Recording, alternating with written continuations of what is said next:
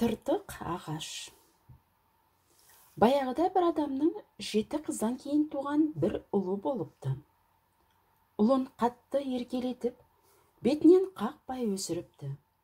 Үйдегі бар жақсы ойыншық, тәтті кәмпит, жақсы заттың бәрі тек соныкі болыпты.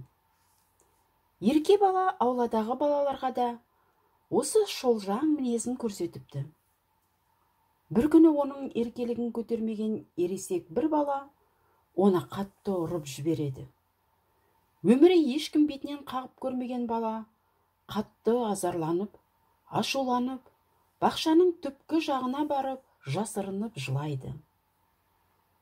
Баланың жылаған даусын естіген жаңғақ ағашы: «Балақай, сен неге жылап отырсың?» деп сұрайды. «Мен Мұратты жек көремін, деп бала жер тепкілейді.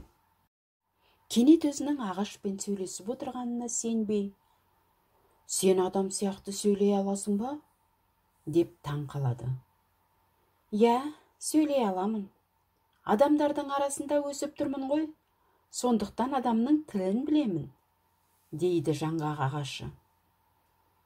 Бала бағанағыдай емес, ағаштың адамша сөйлеп тұрғанына үйренісіп, оған немқұрайлы қарап, жер тепкілеп, заланып отырып алады. «Біз былай жасайық, бала.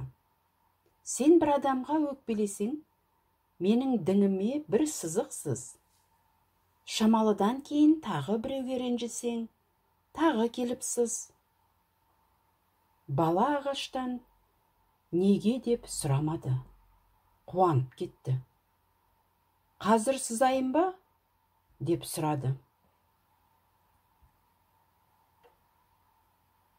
«Сызсаң сыз», деді ағаш. Бала жүгіріп барып үйден шеге алып шықты да, кәрі ағаштың діңіне батыра шегесін тықты. Бірақ мықты дінге сызық түсіре алмады. «Сенің діңіңе сызылмайды ғой», деді ол. «Онда анау тұрған жас ағаштың діңі не сыз? Олардың діңі нәзік, әрі жұқа болады. Оны әкең сен туған жылы екті.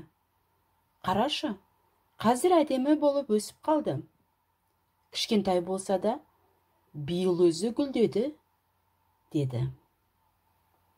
Бала жас ағаштың діңін аямай, ойып бір сызық сызды.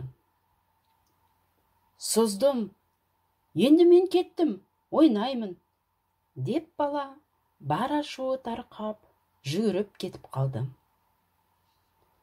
Жас жаңғақтың діңіндегі сызықтар күн санап көбейе берді. Өзі қатарлы балаларға шуланып, ызаланған бала өшін ағаш діңінен алғандай оны аямай сыза берді. Бір күні сырттан жүгіріп келіп, жас ағаштың діңін сызып жатқан балаға жаңғақ ағашы: «Сызықтарың қанша болды?» деп сұрады. «Білмеймін, қазір санайын», деген бала оларды санай алмады. Себебі жас діңнің сызық түскен жері қотырланып, ісініп, бұж-бұж жаман, қоңыр түсті болып кеткен еді. «Жаңғақ, мына сызықтар жаман болып кеткен, санай алмадым», деді бала мұрнын қорс-қорс тартып. «Олар неге жаман болып кетті екен, деді ағаш. Ағаш қатты ойланып кеткен соң, бала да шынымен де сызықтар неге жаман болып кетті деп ойланып, ол да сызықтарға тесіле қарады. Сәлден кейін: «Мынаны қарашы, сызған сызықтарымның ішінен ағаш ісіп сыртқа шығыпты», деді. «Олар неге сыртқа ісініп шықты екен, деп жаңғақ таңғала басын шайқады. «Бұл ағаш ашуланған шығар», деді бала өз ойынан өзі шошынып. «Сонда ол кімге ашуланған?» деді жаңғақ түсінбегендей. «Маған шығар, мен оның бетін ойып сыздым ғой», деді бала даусы бәсеңдеп. Сонда ол саған ашуланғаннан беті жаман болып кеткен ау? Көп ашуланған адамның да беті жаман болып кете ме екен осы?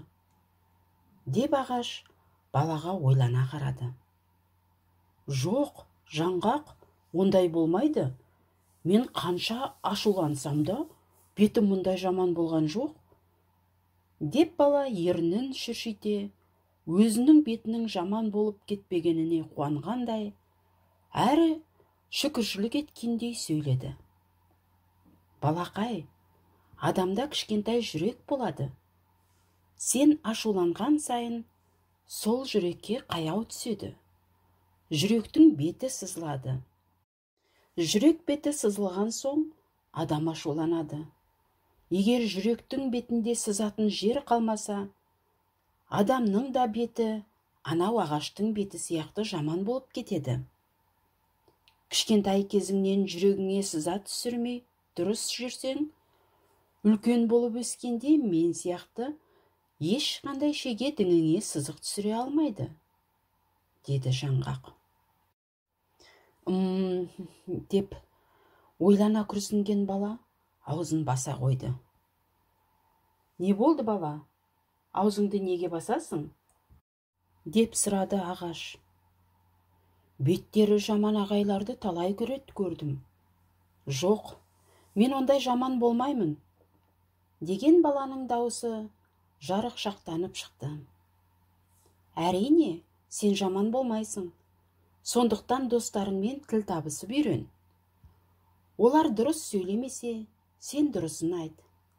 Ал сенің дұрыс істемегеніңді олар саған айтса, сен тыңда. Ісіңді дұрыста. Сонда ешкімде ашуланбайды, деді ақылды ағаш.